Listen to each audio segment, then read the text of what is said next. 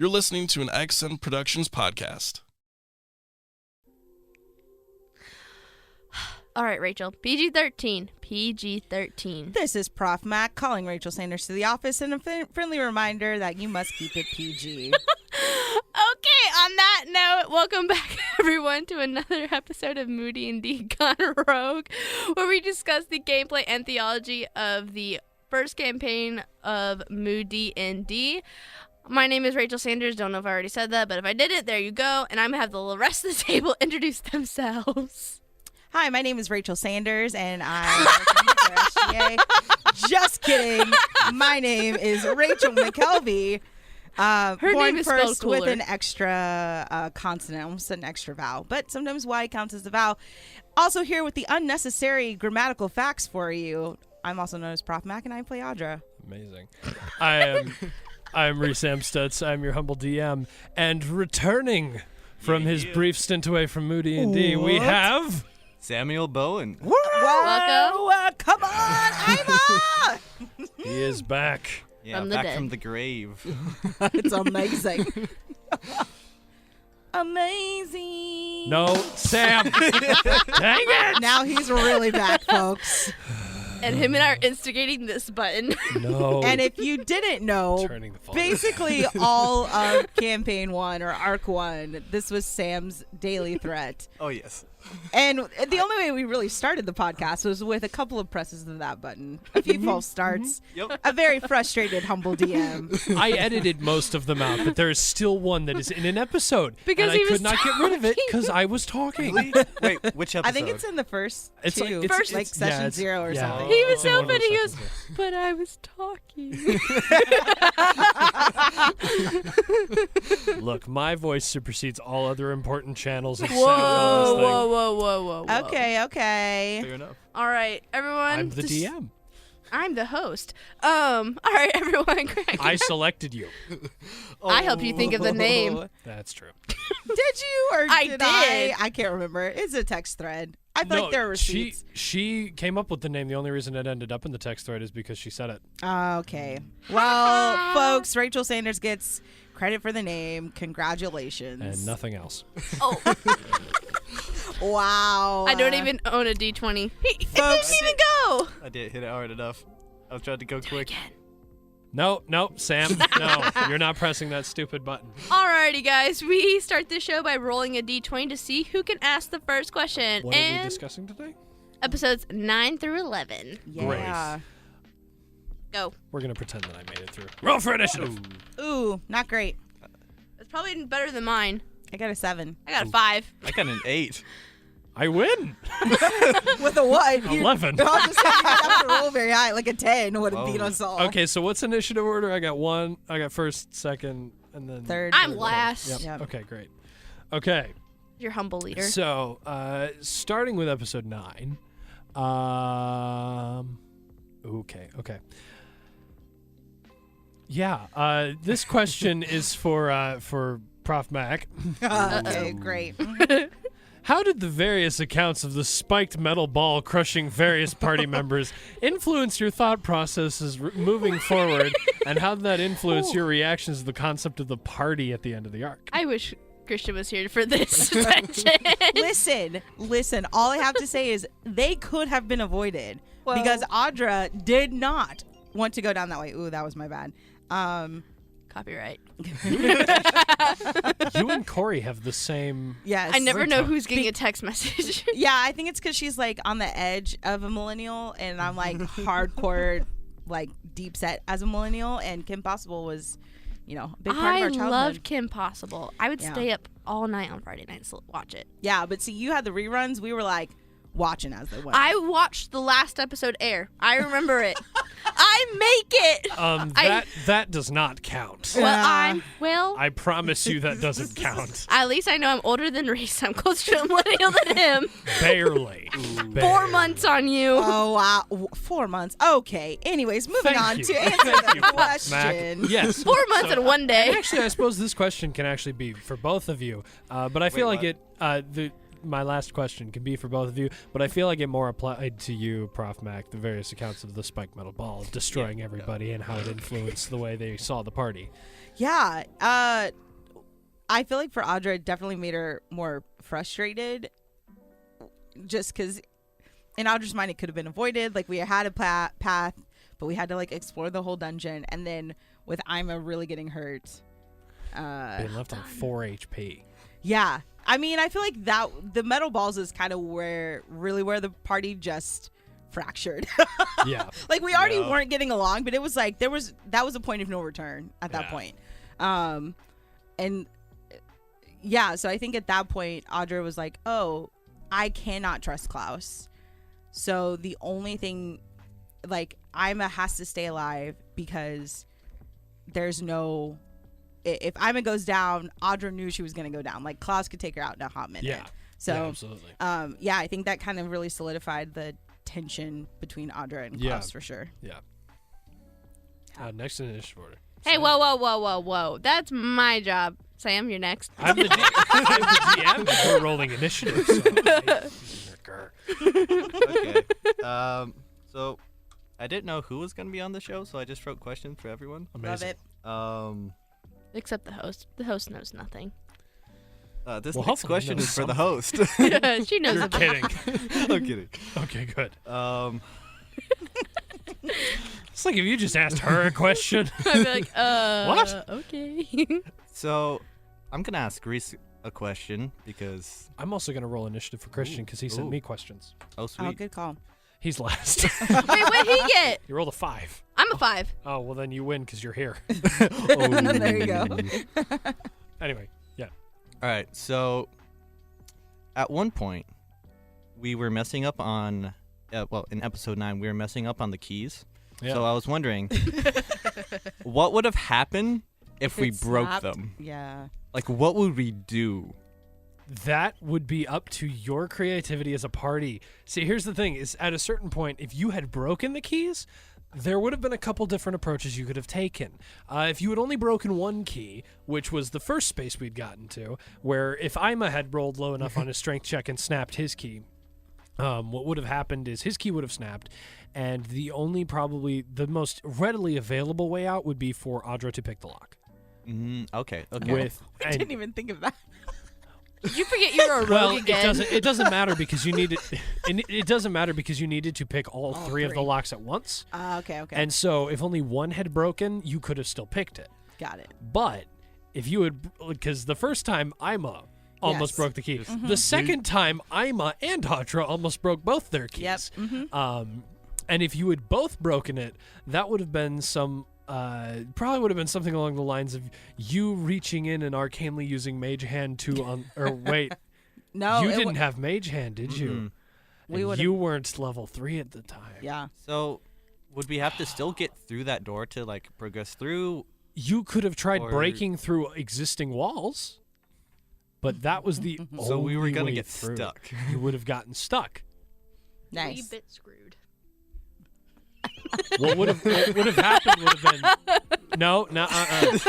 put it down, turn the knot. You were So not close. you were not doing the but chunk thing. You were not. I did for you. Hey. That's fine.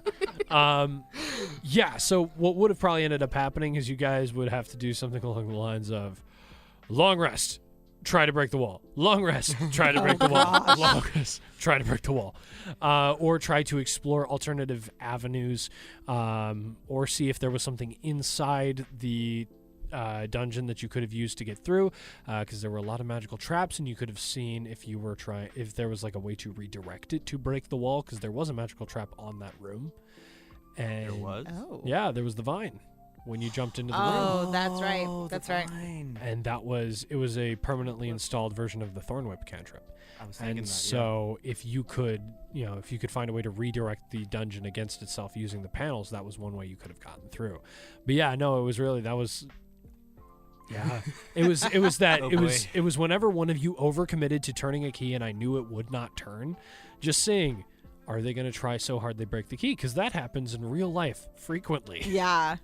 I've done it Did you break a key? in a door. Mm-hmm. yeah. In a door? In a door. Like in the lock bit. Yep. Super fun. Yikes. And Yeah. so that was really the question at that point was, can someone who's overcommitted to turning the key at a certain point in time, assuming that it will work, sense it and control it fast enough in order to not snap the game. So yeah. Wow.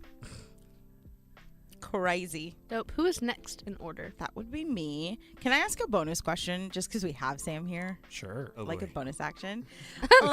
Sam, how's it feel to be the most liked character of the party? Klaus is still my favorite. Well, you're biased. No. I'm saying like within the Within, campaign. within the campaign. Within- Within the campaign. Within the campaign, you were the only person that As- like you were the uniting factor. As Kent so eloquently put it at the beginning of season 2's arc, you were the Bella to mine and Klaus's Edward and Jacob. I really hate that reference. Yeah. A lot. I mean, that is strangely accurate, but Ugh. yeah. Well, I mean, if you look at the end of the arc, I mean, you guys went your separate ways when he died. So Yeah, Oh, spoilers. which is if they're this far in, They it's should too know. late. Then there's me. I just got up. Yeah. lovely. Yeah. No, she did Hey, not know doing that the Ima research. died until today. Oh my Not gosh. till today, but you just said it at some point out on That's like true, the I couch. I go, what? That is true. Yep. Well, to answer the question, it was kind of like, what I imagined being like a parent of like two little kids would be like. We're just like, now kids, get along, don't kill each other, stop stealing. Me and my brothers. Yeah. Yeah. Nice. Yeah. Okay, so my actual question, also bonus, just a point of order. Klaus has already attacked Audra because he tried to do it in this episode. Right. And the last Gone Rogue, Klaus talked about how he had never attacked Audra until the bit in Arc 2. That is true. And I was like, wait a minute, he just rolled a nat 1. Otherwise, he would have Yeah. hit me with that bottle. Well, yeah. He's I- not here to explain himself. I just Yeah. wanted to point of order that. He did say he had not intentionally done anything so far as he was aware, and anything he did was not intentional to the way he wanted to play the character. And so that could have been something that he did as a gut reaction that Klaus would have done as a gut reaction, but was inconsistent with Klaus's character. That's fair, I guess. I don't know. It's still, he tried to attack me. He just rolled a nat 1. Anyways. We'll see what he says about it. Yeah, I know, right? Let's see. Oh, so many questions. Reese, how does it feel to know that you created an experience that made your party super paranoid to walk through doors? Oh, Or it just was sit in a room. It was amazing. It was the funniest thing in the world. Seeing Audra go down into the temple like just a person who's like, yeah, I talk to people and I get answers and I hide in places, and come out the most paranoid person on the planet. Like, I stand at this door. The amount of times in episode 9, I was like, no. I'm in the entrance. What do I see? Are there any traps? Okay, so this is actually, so this is kind of relates to another question that I had regarding episode 10, because since we're in the same sort of vein, you've asked me what it's like as my experience as a DM. I want to know what it was like for you. This is my question that I had for episode 10. In episode 10, Klaus insight checked a door just to see if it was going to kill it. I remember that. Yep. He insight checked a door. As a DM, I am curious. One of you was a new player, one of you was a vet. Did the dungeon Yep. underneath the temple change your understanding of playing D and how your character's understanding of the world around them? Because like Sam and I are in a campaign, and our DM does not run us through quite as many traps as I ran you through in a concentrated amount of time. So I'm just curious, what was that like for you as a new player, being like, ha! And then for Sam, as someone who's played before, being like, this is a lot more. Yeah, I am not used to dungeons. Yeah, our At DM never all. runs dungeons. Oh, wow. Okay. We did one One. at our, well, even before you joined, Reese. Yeah. Like, we did the Death House in Curse of Strahd, Yeah. and like, that was it. We were in there for like 3 sessions, and then Isaac was like, no, we're not doing that again. Yeah. And so Well, he we've- dang near killed you all in that. It's true. Yeah, that. Well, almost killed my character. Yes. This is a trend. Sam's characters have a tendency to die and or leave. Interesting. I get bored. Within my time in a campaign with him, which has been about, 2 years now? Mm-hmm. Just about 2 years. He's been through 4 characters. Oh, my goodness. And one of them left Yeah. and came back. He came back a changed man. Yes, quite Or- literally. Yeah. Yeah, no, he goes Oh, through yes. characters faster than I do. Wow. Interesting. Yeah. Yeah, it happens. Nice. back to the question. Yeah. Yeah. I think it felt very like. It felt like what I first expected D&D to be like, Okay. of like very like board game-esque, of just like I move here, something happens, I almost die. Like a lot. a lot apparently. Yeah. But it didn't change how I was necessarily playing my character. Yeah. Because like I mean I'm used to characters going, so Yep. it's I create my characters to die or leave. Like I that's kind of where I'm coming from, of like I don't want to get super attached to this character, because you know if they die unexpectedly, then like, well, now I have to come up with something new. Yeah. So I'm half expecting, well, because like my original impression of D&D was like, well, you play a board game, you like roll a character and then like it's super tough and then they die, and like because like you don't come back after you die, except you know revivify, resurrection, all that Yep. stuff. But like, so it was fun to have that kind of like that challenge of being a low level character with like 6 HP or something.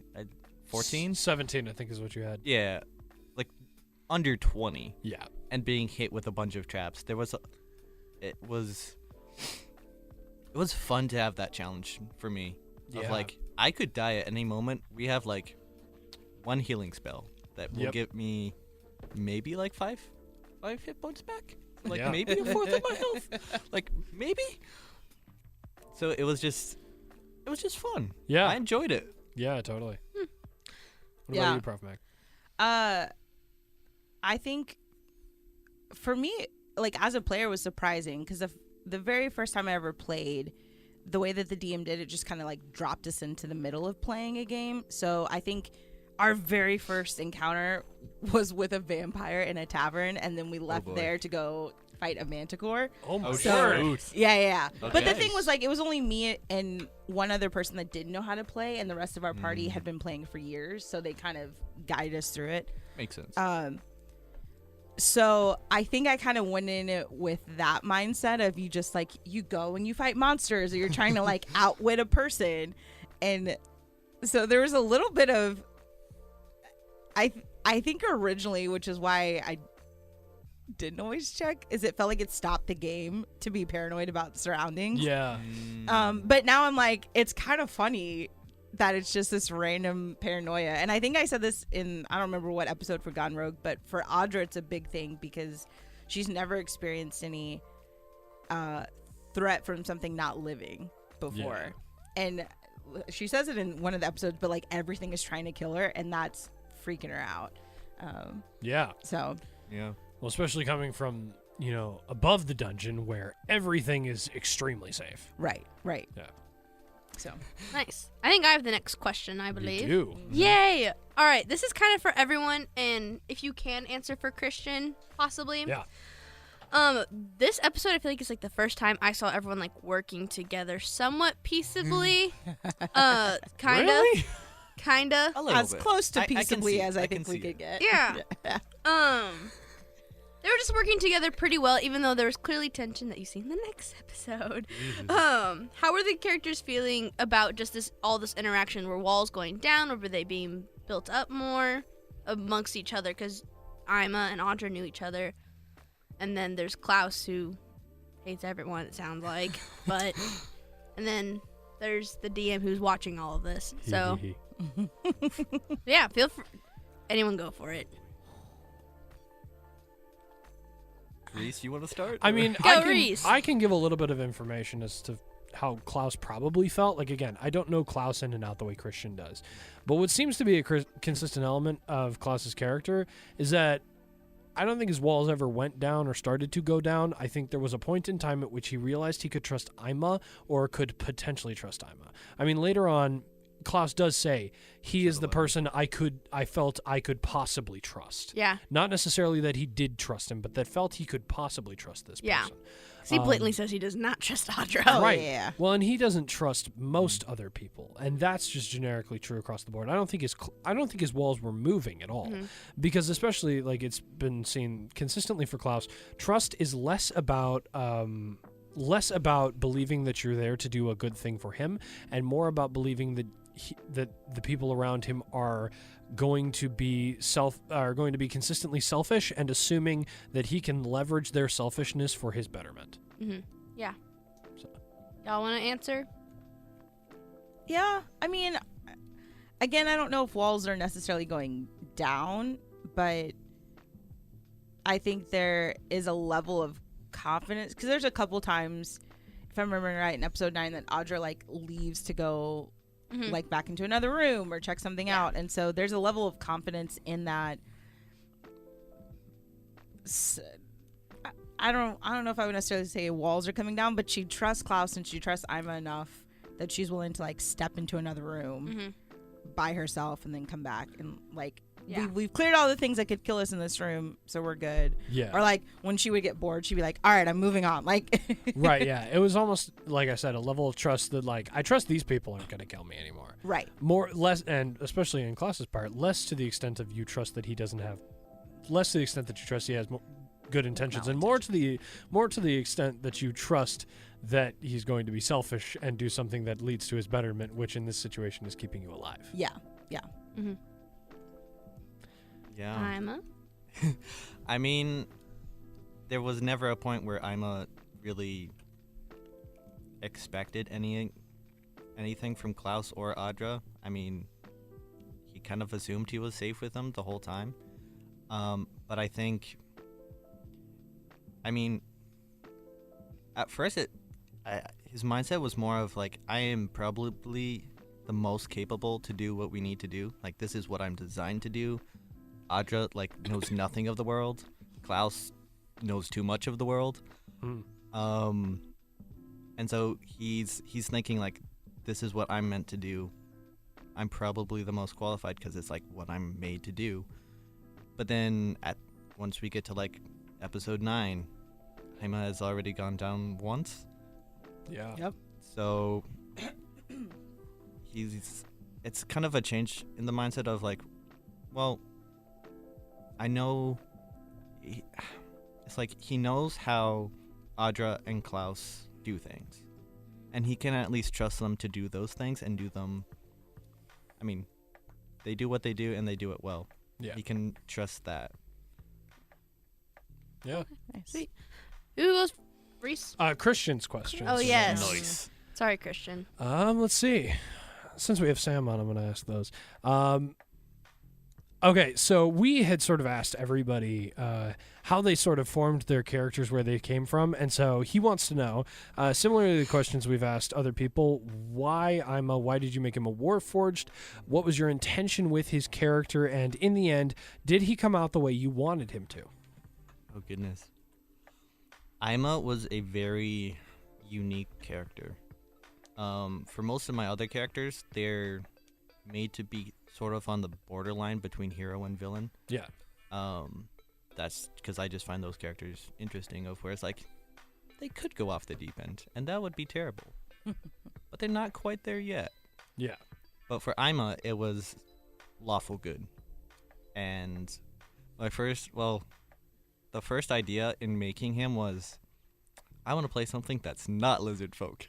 Because that was the requirement for creating a character. Yep, that was. Yeah, which is ironic because I showed up to session 0 the only lizard folk, and I was That's like, true. "What happened?" Yeah, that Miss was. Rule Follower was like trying to follow the rules, and then Yeah. The rules. now I know. Yeah, so Ima very much was just, I want to play something that isn't lizard folk because I don't know how to roleplay that. And so I was like, well, Warforged, because like that gets around the requirement. Like he can just be built by one of them, sure. And I wanted to be a magic user, so I was like, sure, sorcerer, because that makes sense. I mean, he can't be a wizard; he's not gonna have time to just study. But if he's just like inherently magical, boom, reason for him to exist. Yeah. And beyond that, it was just kind of like, well, I assume we need a moral compass for the party. So he'll Boy, be howdy, good. did we? So he was kind of made to essentially fill in the gaps of what would be needed. I thought about making him like a cleric or a druid. Druid Warforged. That would be interesting. That'll be my next character. Anyways, There is a circle of there's a homebrewed circle called Circle of the Forged that does exist, where all their wild shapes are like made of metal. Oh. nice. Yeah. So I did think about making him just like a healer, just so I could be the like fill in the gap of like, yes, this is what the party needs. Right. Let the other people have their fun. I'll play I'll be the support role. Everyone else can have fun. Right. And he kind of stayed in that support role of keeping the party together, which was very unexpected. Yeah. Because you're not designed to be a support character, No, but you became a social support. he became the social support for the party. He ended up being probably my favorite character because he's just so just black and white in how he thinks of this is good, this is what we're made to do. That's bad. We don't do that. Yeah.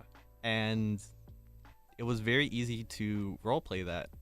And then like after he went down unconscious, he came back and his mindset was like, well, I'm gonna die at some point, but not yet. Yeah. Yeah. That's super cool. Nice. I think we're going to go back and start episode 10. Reese, Yes. do you want to ask the first question? Sure. Let me pull up my Oh. questions. This is for episode 10 now? Yes. Yes. Yeah. We're moving to episode 10. I think we were trying to move a little bit Yeah. faster for 3. Let's see.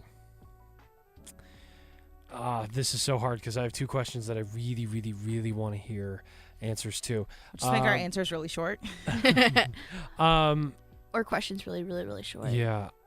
Or do you want to not do 10, still do 9, and then move on? No. I want to do 10. All my questions are from 10. Okay. Yeah, I have a lot of questions for 10. I'm going to go for because I'm sure someone is going to ask you about this. So I'm going to ask you. Oh, boy. Ima, you heard the entirety of Audra and Klaus's rough conversation. Yeah. The big fight. You Yep, heard that. How did that influence your role play? How did that influence Ima's behavior and thought process moving forward? Because you knew what went down. You knew what happened. How did that impact you and how you continued to play the character? Yeah. I kind of took it as Ima kind of further ingraining himself in that role of I need to be the best of all of us because they're not getting along. They seem to only be getting along because of me. So I'm going to continue to be that reason until we get through this dungeon ? And then like once we get back, like we can better figure things out. He's like, I don't know how to deal with this, so I'm just gonna keep doing what I'm doing. Yeah. So it just kind of pushed him further into what he was already doing. Yeah. That's super cool. Yeah, I just wanted to ask because I know someone's going to ask Audra about her reactions, but I wanted That's to know, me. No one else claim it. But I wanted to ask what you were thinking because like you're present. You might have been like in a space where you were kind of shut down, but you were still there, and so I have to imagine hearing that influenced. And so yeah. Nice. Was it Sam's next? It was me next, yeah. Okay. Oh boy. Wait, hang on. Gotta check my questions again. Because I have one for Reese. And I feel like now is the time to ask, but I don't know if it's already been asked. Go ahead. I was also gonna ask Audra about. Well, if I've already conversation with answered, Klaus, but if I've already asked the question, or if I've already been asked the question, then I'll still answer it. so but, Kazarash, yeah. in episode 10, you kind of hint at what he is, but what is he? Yeah, so we kind of went over this in a previous Gone Rogue episode, but I'll give you the information again. Because he is a human Okay. who was alive for the corruption when time actually started being counted at 0 AC. Okay. And right around the time he as a human would have reached the end of his lifespan, he true polymorphed himself into a dragon on a permanent basis. That makes sense. And so that's what that massive room full of circles and glyphs was him creating a massive transmutation circle for himself to turn himself into that dragon. So then how did he die? That you guys don't get to know Dang yet. it. Okay, fine. I'll Not keep listening. Yeah, not this. Yeah, people don't get to know that yet. Darn. Okay. Alrighty, Prof. Mac. Okay. My question is for Klaus. I texted it to him, so I'll read his answer. Okay. Nice. And then I have a really quick bonus question. Did the armor do anything? Did the Yes. armor do anything? Yes. Would it have done anything if we could have been strong enough to like put it on an actual person, or like, it just re-listening to the episode, it bothered me so much. Yep. Because we sensed some magic coming from the gauntlet, Yeah. and then we like laid it on the thing and didn't do anything, and then we tried to pick it up, but all of us had 0 modifier. Yep. So, did it do anything? It's an amazing question. Oh my gosh. In all complete and total honesty, as soon as you asked that, I did what I do as a DM. And when there's not a function to something yet, I create it. That armor effectively had no magic until you asked me, is it magical? Okay, The great. second you ask that question, it becomes became magical magical. armor. And so my brain immediately went, sure, that's a suit of armor. It's a armor of force resistance, which would give Nice. you resistance to all of the damage dealt by the room. Oh. I 'Cause should that have given that to Yeah. Ima. That particular room. Well, Ima What can't didn't wear fit it. on Ima? Oh, yeah. Nobody could wear Yeah. it because nobody was proficient with heavy armor. Nice. Yeah. Good job, guys. But what was your question for Klaus? Okay, so my question for Klaus was why he tried to hide the pain after he got ran over by the metal ball. Because I just thought that was super interesting. So his answer was, the reason is rather simple. He didn't want to appear vulnerable in front of everyone else. Yep. He didn't want to admit that he made a mistake. Later, when Audra confronts him, he admits to making a mistake, but immediately twisted on her, saying that the mistake was going first and trusting her. So it's simply pride and trying to keep face. Which I wondered, but I wasn't sure if there was something deeper about him, like not wanting to ever show pain. Yeah. I mean, there are some deeper elements to that, but I can't go into those. Those are Christians to go into. Yeah. So that's my question. Nice. Back to my turn. Yes. It was intended for Klaus, but I'm going to ask Audra / Prof Mac instead. So he just went off on you. Like, no hesitation. He was like, "Meh," and I would probably just start crying if I was you. What was going on in your head afterwards? Like Audra said, what was happening? Was she trying to make excuses in her brain? What was happening? What was her thought process? And how was she trying to deflect what happened? Because she was trying to deflect it when she went over to Ima. Yeah. I think there was a lot of confusion. And confusion from 2 points of, because some of the things that Klaus said were very true. Yeah. Which is why, is it this episode where she goes to the table and she gives him the rings and the gold back? That was Yep. like her level of admitting, okay, you were right on some of the things. So there was confusion because he was right, which then made her question the other things that he was saying. Yeah. But also like this feeling of like, but you're wrong, and I don't know why you're wrong. And Yeah. so I think a lot of confusion in that. And she was a little hurt. I think if they had like been in the temple, she probably would have like run to the forest and started bawling her eyes out. But like in the same way Klaus wasn't going to show pain, she was not about to show any pain. Yeah. I feel that. There. Yeah. Yeah. Alrighty. Kind of piggybacking off of that, I do have a couple other questions. We got 'cause- time. Yeah, I'm checking and we got time. So Audra, moving beyond that, how did you approach working with Klaus? Like, what was Audra's mentality? Because beyond that point, like we mentioned, you guys did start working fairly cohesively as a party. But what was going through your head? What actually caused that shift to you guys working together? Because normally, people who get in a big fight don't start working together better, but that is what happened with you guys. Yeah. I think for Audra, like she said, like her only concern was keeping Ima alive. And she said in there, like, since her uncle, Ima's been the closest thing she's had to someone she's cared for. And so, again, the whole thing with the dungeon, and she's freaking out. And so she just needs to survive, and she wants to survive with someone she cares about. And so, I think even in that conversation, in their anger, she could sense the truth in Klaus that he at least cared to keep Ima alive. Yeah. And I think that was enough. Like, she had seen enough of how ruthless and all the things. So it's like, I can trust nothing if not your loyalty and trust to Ima. So in that, she was like, okay, if we're both trying to keep I'm alive, I think that means that we will both live. But there's definitely, I mean, Audra definitely knew if Ima goes down, she's going down too. Yeah. Like, I also have a question from Christian. yeah. He said, the more I listen to the episodes, the more I see how Audra really relied on Klaus and Ima to do everything for her. Oh. Wow. What was her thought when both of them got hurt in that hallway? Shoot. Wow, Christian, deep cuts. Really? That's so funny. The hardest questions when he's not here to I get know. the brunt. I know. Well, because I'm like, I would push back on that, but I was gonna okay. say, I didn't ever see Audra as relying on Klaus. I didn't Yeah. either. No. I would have seen Audra. I could have agreed with Audra looking at things from a perspective of putting their aces in their places. Looking at, like, even Klaus's position and be like, you are good at this, so please do this, as opposed to reliance. Yeah. Yeah. Wait, repeat the second half of the question again. I was like, Yeah. wow, relied on. Okay, cool, Yeah. cool. Yep. I see you, Christian. So- you ain't here, but I see you. So what were your thoughts when Ima got hurt in the hallway and when Klaus got hurt in the hallway? And you can even compare the two. Oh, yeah. I mean, Klaus getting hurt was kind of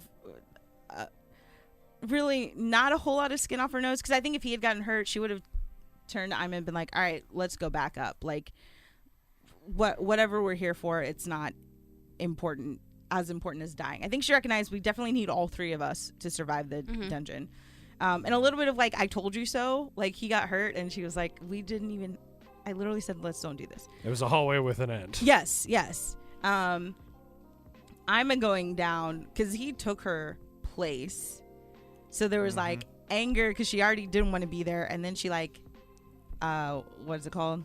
Tripped a trap. Yeah. Essentially. She activated the plate. Yeah. So then the fact that Ima took it, I think, made her really upset and scared, because it was like, if Ima goes down again, Klaus is gonna kick her to the curb real fast, and so being nervous about that. Yeah. So Yeah, totally. from then on, I probably started earlier, but I would say for sure from then on, everything was Klaus's fault in her mind. Yeah. Oh. Yeah. Also, Take that, Sam, Christian. I got beef because, you were so low on hit points. What was you doing? This is something that Sam does. I can attest to this. He does not tell the party when he is low on hit points. I was so mad. Okay, there was one time in anher okay, hang on. campaign that I play with Sam. Hang I'm the on, DM for hang this on. campaign. Hey, God. He got so low on hit points. This was like session 3 or 4. He got so low on hit points It's like 2-3. that when the party got in a fight, he got knocked unconscious in the middle of the street and was dying because the party member who was fighting him was just waiting for Sam to say, I'm running out of hit points, to start doing non-lethal damage. And so he kept doing lethal damage until Sam's character got knocked out. So He is completely red, by the way, as he's answering this question. He does not ever tell people when he's low on hit points. Oh my god. here's the thing. That same character died, and he didn't tell the party until he said, I'm unconscious. Why? No. Good job. Yeah. Turkey. Oh, no. that was tragic. Him and I've never met before, so this is our first interaction. I love it. So here's the thing. Okay, so death is a part of D&D. This is true. Maybe In- too much of a part of your experience of D&D. Right? I mean, maybe. But here's the thing. Like, in the campaign that I've been playing, like, since I started, we've only had one death. And that was Reese. That was my character. What'd you And that do? was... I jumped off a horse that was moving 200 miles an hour. Oh, my Exactly. It was goodness. just insane, like, level to get to the point where we actually lost a character. Yeah. And, like, that... There's no tension if no one dies. Like, there's no stakes. There Audra has and to be Klaus danger. Can Well, there's tension, There's tension. but not like the suspense of like it's fair.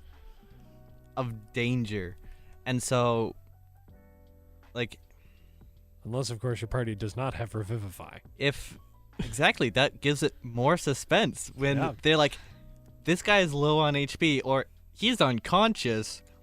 We have no way to bring him back. What do we do? It throws everyone else into a position where they're like, okay, we have to figure this out. We get like 18 seconds before this man could be dead. Yeah. Or less, you can roll a natural one. Yeah. Yeah. You mean like you did? Yeah. Yeah. Mm-hmm. Yes. Was that both times? Yes. I'm talking about Ima. Yeah. Your last roll, your death saving roll. My last Well, roll I think was he's a natural I think he's one. talking about his other character. My other character? So okay. that the character that went unconscious in the middle of the street also died later in the campaign because he didn't tell the party that he was running out of hit points. He was also sent in ahead of time, and he was killed by 2 guest players. That was also their fault because both of them had healing capabilities, and they chose Yeah, not so- to bring me back. Yeah, fun So- little element to that story. The entire party had healing capabilities. Oh, yes. And just chose not to. They not only did they choose not to, they fought over top of his body. Kind of a follow up to that. So I'm curious because the whole low on hit points taking the spike ball happened before the Audra Klaus conversation that you were awake for. Did that change Ima's perspective on dying at all? Hearing that conversation and knowing like he was the only reason that they were gonna stay friendly. That's actually a great question. Actually, because you yes. you had mentioned that when he went unconscious, he got the mentality of, I'm going to die eventually. It was And that it was shock of like, cool. oh yeah, I'll go down. Right. And it was like okay, I know how to deal with that. But then all of a sudden now you're the only thing holding the party together. That did change his mindset, which when we get to episode 11, that's sort of why his first response was to start negotiations of like, Yeah. okay, we'll give you what you want. Like, Yeah. let's I mean, let's we not can, go down. We can move to episode 11 now. I asked the last Christian question for Yeah, for let's. episode 10. I don't have one for 11, so I'm gonna have all of you go, and then have Christians, and then I have one for the entire party based on these episodes. Ooh. Okay. Okay. I have so many for 11. Before we move on, I will say though No. Wow. about having low HP. I knew the next time we recorded was going to be my last, so I was like, well, if he dies, he dies. Oh Like- Lord. It wouldn't be that big of a deal to what Reese probably already has planned. And it might catch him off guard. He'll have to, scrap the final battle or something. Like, bye y'all a week early. Like I said before, Ima was lawful good. Me, Sam, is chaotic evil. Yes, he is. 100%. So there you go. 100. Okay. I'm not going to go first because my question jumps straight to his death. Oh, that's my Okay. question too. Oh Great. no, I do have a couple. Christian also has extra questions that I Wow. can ask. Okay, Yep. so many. Here's what I'll do. I'll ask a Christian question. Let's see. Okay, this kind of actually goes back to episode 10. Actually, no. We'll leave that. Yeah, one of you ask something. Okay. So I have a couple. One I had for Christian about Klaus is what was going through Klaus's head when his spells kept failing with Kuza because like he didn't hit one. Well, and he kept casting a vicious mockery. Yeah. As usual. So Which is a he's wisdom save, and wizards have proficiency in wisdom, saves. Yeah. So he said when his spells kept failing, he felt powerless again, like in his past. He hated that feeling, especially when he saw the entire fight was going wrong for them so quickly. There was nothing he could do. Kuza was more powerful. Yeah. Yeah. And then my other questions have to do with the end, or that one for Klaus has to do with the end of the battle. But I also want to know, DM, what was going through your head with all of our low rolls? Yeah. Okay, so here's the thing. As the DM, that was not a battle you were meant to win. Yeah. That's Obviously, Yeah. everybody knew that. Yeah. You were not meant to win that battle. So your low rolls really just made the battle go the direction it was probably going to go anyway. Just go that way faster. Now, that's not to say you couldn't have won. You absolutely could have won. There was a way. It was a hard way, but Yeah. there were ways to win. You guys just rolled so terribly that it made it dang near impossible. You're welcome. Like if you guys had rolled like 19s and 20s. The entire combat, I legitimately believe you could have won. Because I don't create something you can't win. I create something that you probably won't win, but I don't create something you can't win. Okay. Improbable, not impossible. Right, precisely. And so, yeah, like Kuza was not a like you guys were level 2 at the time. Kuza was not a challenge rating 2 creature. He was not challenge rating 2. He was higher leveled than you guys, but he wasn't unkillable, and he certainly he was running out of spell slots. Yeah. Oh, okay. He had to get down there because he used shield like twice. He had like 2 spell slots left. Oh, You guys okay. had gotten him dang near to the breaking point. Yeah. He was running out of things to do. That was Audrey another should've question I kept had, killing so him. that's. Yeah. I know. Should have just stabbed him some more, run around. Yikes. So, yeah, like Shank him. that everything went approximately as I expected it to, but you could have won, and he was not doing so hot towards the end. Okay. Interesting. Because he, like I said, he ran out of shields. I think he had one more shield left in him, and after that point, his armor class became like 13. Ugh. Yeah. The only reason he was still doing okay is because he like all of his first level spells went to shield. Yeah. What did he have that made him regain hit points? That was so the spell he cast was called Control the Soulless. Right. Homebrew.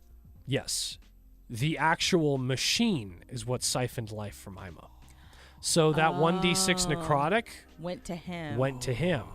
So without the big machine, without the big arcane machine, he couldn't siphon life. He could maintain the spell, but he couldn't siphon life. Got it. And so, Audra, if you had actually attacked the machine earlier on and destroyed it, because it did have a hit point threshold, and you had destroyed it, he couldn't have siphoned life anymore.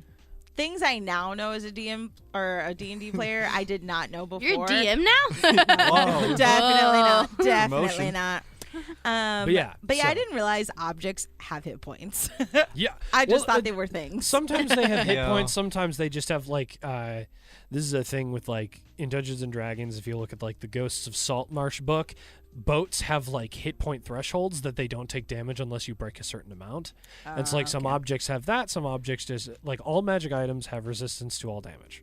But then like certain objects that I'm like, I know this can be attacked, or I know this might be attacked. Like doors, I'll usually give a Doors. hit point level. That particular item had a hit point level. Things like that. Yeah.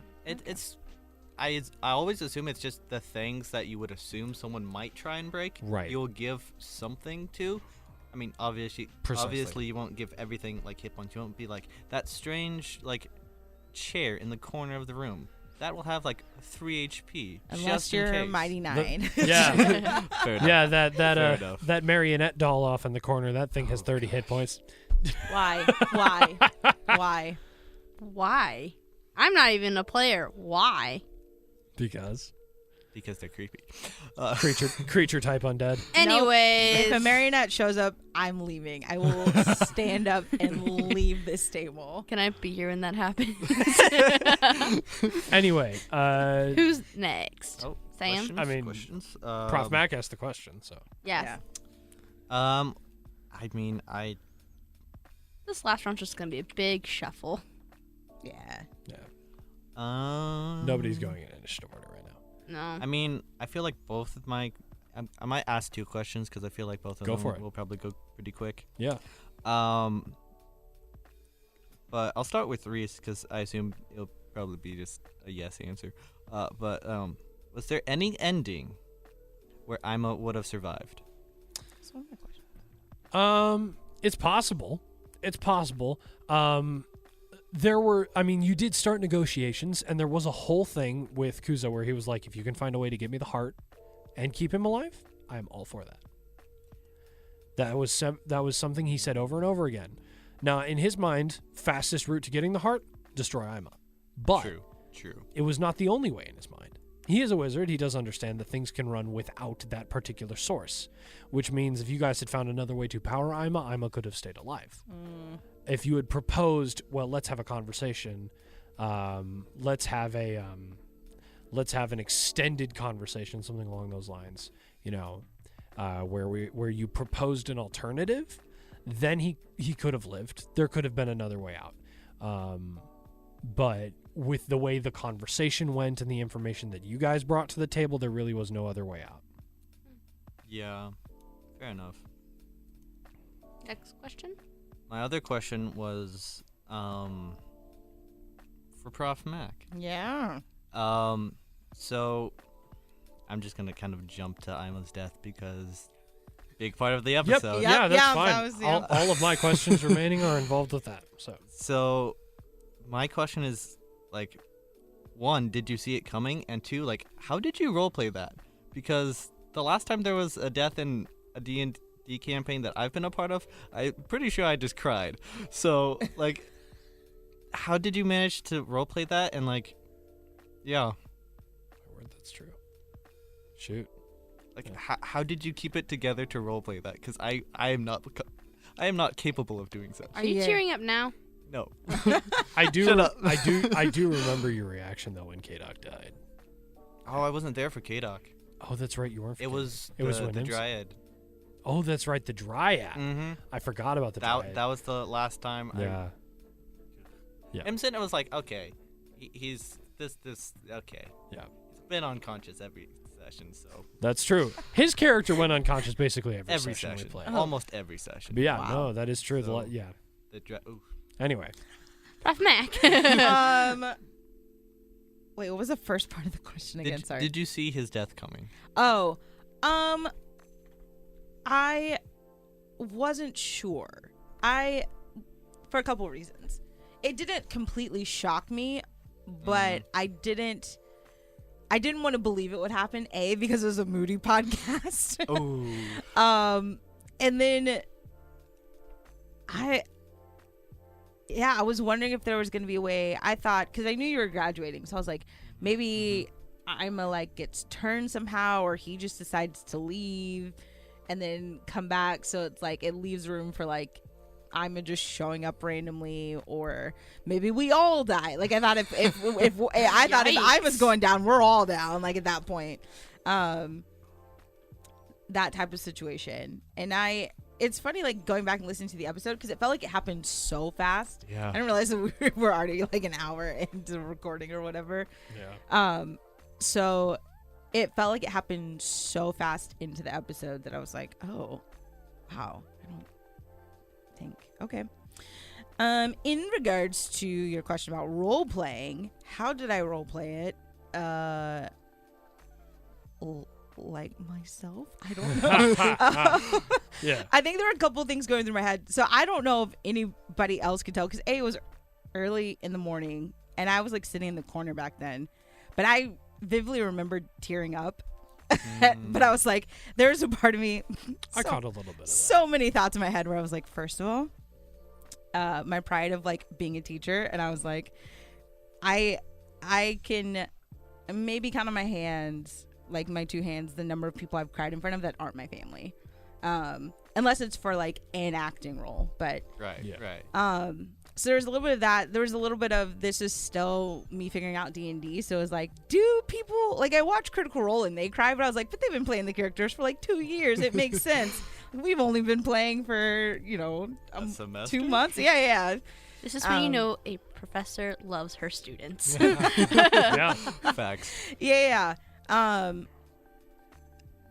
Yeah, so it was I think if I could go back to that episode, I think I would have just been like just be all in it, because I knew what Audra was feeling, but then I think Rachel got in the way and was like, yeah, we're gonna like keep this together a little bit. Sorry, I do that sometimes.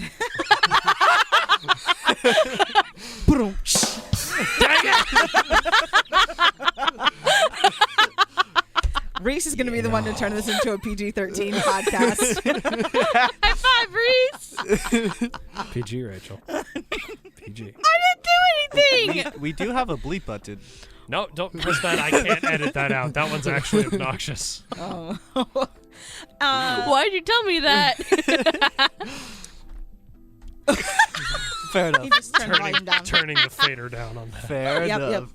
So yeah, I mean, I think I'm in my limited knowledge of being in a campaign of D&D, probably role played it the best that I could in that moment. But yeah, I'll be real curious to see what this next semester looks like. And it just took a while for things. I'm a slow me am a slow processor, so I would say even in the time since this episode, Ima's death has affected Audra more because I've had time to process it more. Yeah, absolutely. As Rachel. Yeah. So there's a whole like Reese got a whole thing of like she's made Ima into bracers and like all this kind of stuff. So yeah, she wears bracers made of layers of the stone. so That's dope. yeah. Nice. Do you want? Oh, sorry. Are you done? Sorry. Yep, I'm done. Okay. Do you want to ask one more question, or do you want me to ask the last one? I do want to ask, not my question actually, but Christians, and this is multi-layered. Oh, boy. Okay, we'll do Christians, and the last mine yes. will end. Yep. Great. So this is for you, Sam. Oh boy. Did you expect to go that way? That's question one within question. Was there another way you wanted the story to end for you? Were you expecting to become such a huge point in the overall story? What were your thoughts on both Audra and Klaus as you died? And because in his last moments he reminisced about both, what were your thoughts on them? Because in your last moments you reminisced about both of them, not just Audra, the lizard folk of Kaizo. Yeah. I can read back parts of the question as you work your way through. I was expecting him to die. I mean, again, I create my characters to die. At some point, I'm like, they will die. They will go out glorious. Yeah. Did I just quote Loki from the Loki show? I'm not sure. Maybe? I don't know. I know Almost. A lot of people say that. Don't worry about it. Copyright. Anyways, I was expecting him to die as like, this is the easiest way to write a character out. Like, I mean, I write stories, so it's like, I don't know what to do with this character. I guess he dies. So horrible writers. Like, I don't know what to do with this character. Bye. See ya. Out the window. And he died. And he died, and you don't know why. But I was expecting it to be a little bit more heroic rather than just like, and now you're dead, and the battle isn't won, and now your friends don't get along.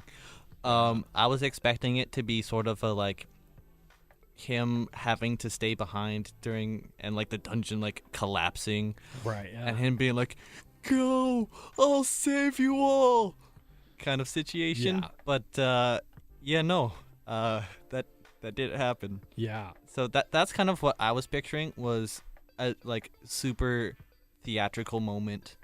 And then what was the other question? Were you expecting to become such a huge point in the overall story? Yeah. And then also, what were your thoughts on Audra and Klaus? Because in your last moments, you reminisced on both of them and not just her and the other lizard folk. Yeah. Goodness. I was not expecting Ima to really have an impact until his final moments. Yeah. Again, I designed him to be a support, so I was thinking like he'll just kind of be in the background, maybe be a little funny, throw in some jokes that I can do naturally. Yeah. But keep it kind of chill, because like I'm gonna be written out of the story, So I wasn't expecting him to be like the reason the party is staying together. Yeah. And so I knew his death was going to like impact that, but there was no way that I could have. I didn't expect to see the party just kind of break Scattered. apart after he died. So it was like, wow, he really was just holding them together, and now he's gone. Yep. Whoop, 2 different directions. Yeah. Which I really wanted to ask Klaus about why he left. I asked that question Hey. and I have the response. Let's reference it. I still have to. Yeah, answer part 2 and then I was gonna ask to sneak it in because I Yeah. So texted you as you're that pulling question. it up, and then the last part was, what were Ima's thoughts on both Audra and Klaus at the end? So, oh gosh, I can't remember which episode it was, but when we went to the mirrors, Yeah. one was greatest fear. I think we skipped greatest desire. You No, looked. you at looked Greatest I looked Desire. in. Yep. And I believe it was to be accepted. Yep. And Well, and I referenced that in narrating. Yes, that's why I remember. Yeah. Because I re-listened to the episodes. Yep. And So he was thinking of both Adra because, I mean, he knew her his whole life. Not her whole life, but his whole life. And, I mean, they had a friendship. He was accepted. And then it really felt to him like Klaus was kind of coming around, and to him, he thought Klaus trusted him, whether or not that was true or not. Right, yeah. And so it's sort of, and like after all that they had been through, to Ima, they were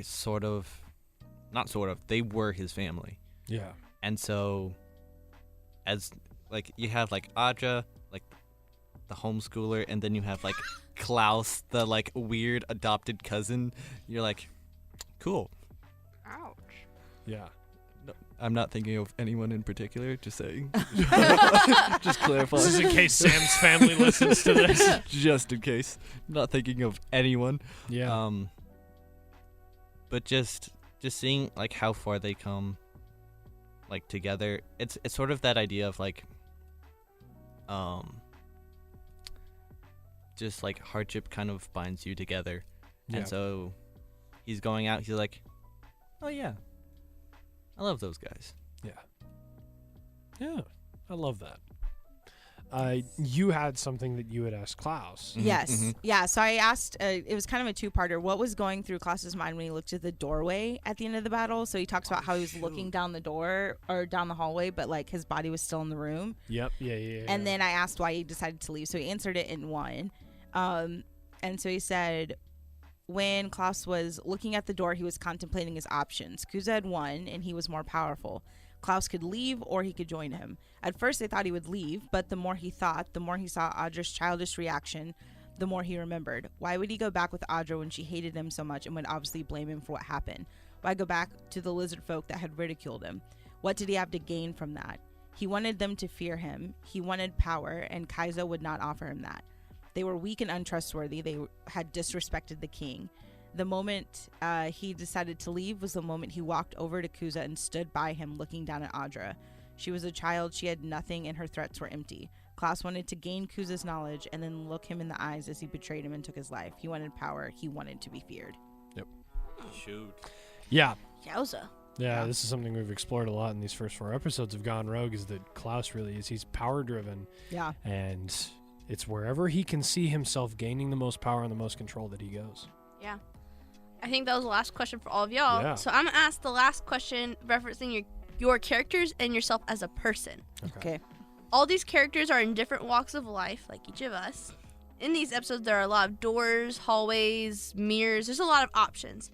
How do you think that connects to how God puts doors and paths in front of us, and how we choose to listen to the people around us who God could be using to feed us truth, feed us life, or people that are going to tear us down and take us down the wrong path where God's going to have to correct us later? Yeah. That's So a we're great answering question. as us or as our characters? Both. Oh, as Both, both? like, Oh, oof, yeah. okay. I mean, I can go first because I play a modicum of characters.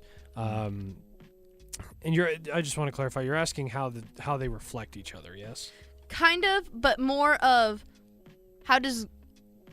let me look at my question again. I need to look at my thought process. We're all in different walks, and there's so many different options in all of these doors, and all of them have different consequences. Literally, Reese. Yes. Oof. Big oof.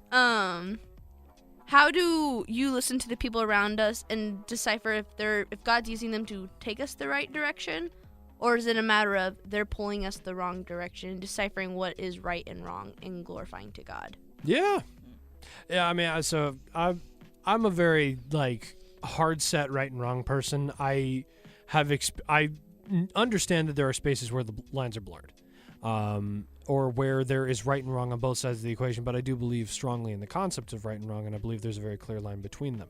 I also believe that in a situation can be so muddled that right and wrong are on both sides of the equation, and.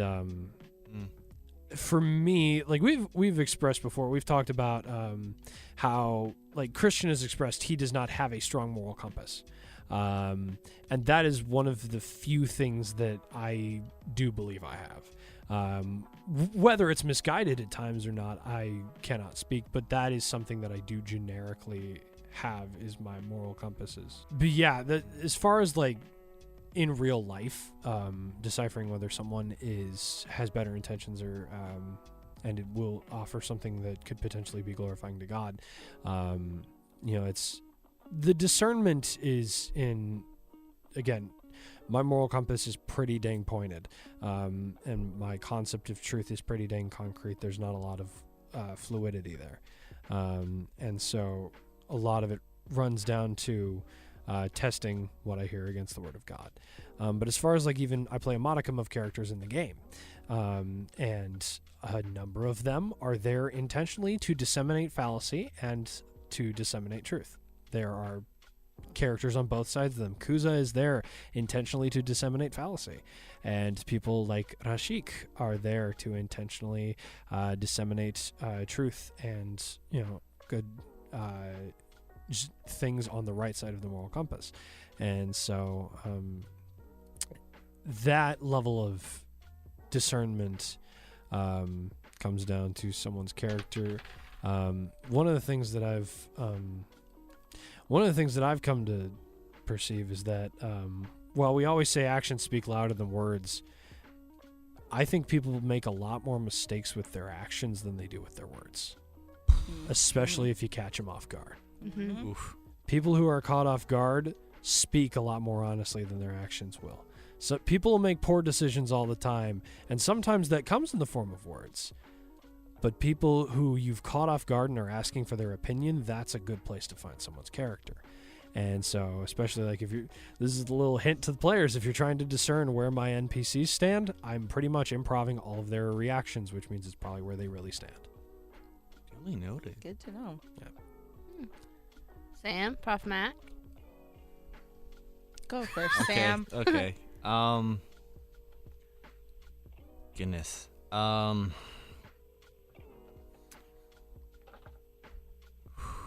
I mean, I wouldn't necessarily say I think of things necessarily the way Ima does, but I very much have the same mindset as Reese. Ooh, my voice cut out for a second. Reese. As Reese. But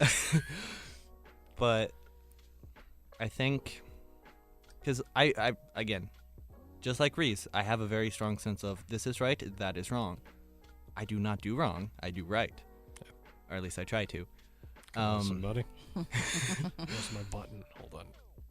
Come on, somebody. He has a button on his phone that says, "Come on, somebody," and he hits it every single time something's Nice. said. Well, it's anytime I say it, because I'll say it involuntarily and then have to pull out my phone because I'm like, I can't say it. And Not push the button. But if he knows you, he'll let you slap his phone. This is true. Nice. Anyway. So I also think I've learned that there are some things that just fall in the gray area Yeah. that aren't in their nature wrong or right, Dungeons and Dragons being one of them. but they can be used for either. Precisely. And so when it comes to things like listening to people, it's one thing that I get told that I'm really good at. I'm not sure if that's true, but If you've been told you're really good at it, you probably are. Yeah. I at least used to be. I talk a lot more now. Same. But I think I've been. I'm gonna get real for a second. Okay. I think I've been hurt too many times by people with good intentions that I can't base it on that anymore. Yeah. Where, like Audra, she has very good intentions. She makes a lot of dumb choices. Yeah? Yep. Yeah. And then Oh, there's no. Klaus, who seems, or at least he has a very selfish mindset, but he can still also be helpful. Yeah. And so it's kind of taking the time to at least listen and understand, and then going back to sort of in the way that Ima always thinks of, what am I made to do? Yeah. What is the purpose? Like, what's my purpose? What is the path I'm supposed to take? Yeah. Which door do I take? Which one is getting me to where I'm supposed to go? Hmm. That kind of is very much how I think of. People can say a lot about me, okay, what does God say? Yeah. There's lots of things I can do with my life, especially since I'm graduated. Yeah. And it's sort of like, okay, well, what does God want me to do? What, Yeah. Or like, I don't like how I phrased that, but Where is he leading? where, like, God has given me these doors. Sometimes he just gives it to me as a choice, and I can choose either one. But where's God leading? And, like, ultimately it should come down to that for me. Like, where do I see God? Yeah. Does this line up with what God says? Because at the end of the day, that's really, I mean, God's opinion is the one that matters. Mm-hmm. Yeah. At the end of everything, it's God who determines, like, whether I get into heaven or not. God determines whether I'm righteous or not, so Yeah. it doesn't really matter anyone's opinion, including myself. Yeah. So, Well said. mic drop. Prof Mac, do you want to add anything? No, I would say pretty similar. I think Mhm. in regards to Audra, I don't know, if I'm being Yeah. honest. It's kind of like, Fair point. I think there's a level of any door you walk through is going to have consequences. And growing up, my dad used to always say, saying yes to one thing means saying no to a lot of other things. And so recognizing that. But what I have found, especially a lot in my life, is oftentimes, like Sam was saying, many of the doors or the choices you have are amoral, if you will. Like, you can, they're not good and they're not bad. Yes, they they're- just are there. They but exist outside of morality. right. Yeah. It's Until intention comes right in. until how you choose to use it. And I would say, especially for me in my walk with the Lord, oftentimes I'm presented with really great options either way, where it's like, wow, both of these like will really glorify the Lord. Both of these will like really allow me to live out the ways in which he's gifted me and all of this. What I don't know what to do. And then the voices or the people in my life are saying opposite things, and or Moody being an example, the first time, everyone in my life was saying, do it. And yet it was one of those, like, in my quiet time, in my time with the Lord was saying, not yet. And that was really hard, because it was like a really good choice. Everyone in my life was saying, this door is obvious, walk through it. Mm-hmm. But yet it was like, am I gonna trust? And it kind of boils down to, are you gonna trust the voices of the people in your life, no matter how good and how godly, or are you gonna trust where the Lord is leading Yeah. you? And that can be oftentimes, especially for a people pleaser, which is what I am, that can be very difficult. I feel that. Yeah. I'm not a people pleaser, so Oh. it's good for me to hear these things. Yeah, literally, Nice. when your dad, who has like been walking with the Lord for 40 something years, says, wow, Rachel, I didn't think you were going to get this job. I feel like this is the Lord saying you should take it. And you have to look him in the eyes and be like, so here's the deal, Dad. Yeah. Someone whose voice I've trusted my whole life, I believe that the Lord is leading me in the opposite direction. And it makes zero sense to anyone else. Yeah. It's hard. Yeah. Yeah. Alrighty. No more questions, so I'm going to end this. Thank you for joining us for this episode of Moody&D Gone Rogue. You can listen to the rest of the Moody&D channel on Spotify and Apple Podcasts. Don't forget to follow the Moody&D Instagram at Moody_N_D. And while you're there, you should drop some questions in our Gone Rogue questions highlight. Once again, I'm your host, Rachel Sanders. Hope to see you next time. Bye. Bye. Thanks. Yes! Leave it in there. Leave it in there. It was right over his bye. He has to. Can't take it out. I was talking. Bye. Bye.